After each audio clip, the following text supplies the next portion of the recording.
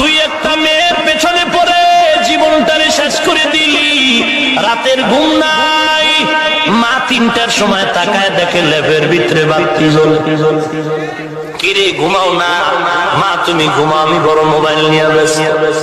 গজবের এই মোবাইল যুবকের চরিত্র ধ্বংস করে ফেলল, যুবক এখনো টের পায়নি। ছাত্রদের জন্য মোবাইল চালানো আমার ফাতোয়া হারাম।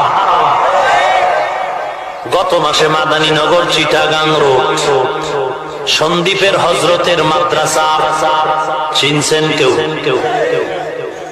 পুরা মাদ্রাসায় অভিযান চালাইয়া 3 লক্ষ টাকার মোবাইল এক জায়গায় জমা করে আগুন দিয়ে পুড়ে ফেলা হয়েছে। এরপরও খোঁজ নিয়ে দেখো ছাত্রের অভাব নাই, রাতের বেলা কান্নার অভাব নাই। কে বলেছে জমিনে কান্না নাই, আমল নাই? বসুন্ধরা যাও, মাদ্রাসায় একটা ভর্তির নিয়ম, ফরম নিয়ে এই মাথার চুল কাটা লাগবে, নাইলে ভর্তি বাতিল। খবর নেও ছাত্রের অভাব নাই। আল্লাহ তাআলা বলেন যালিকা বিমা আসাউ ওয়া কানু ইয়াতাদুন। সূরা বাকারা 61 নম্বর আয়াতের শেষ।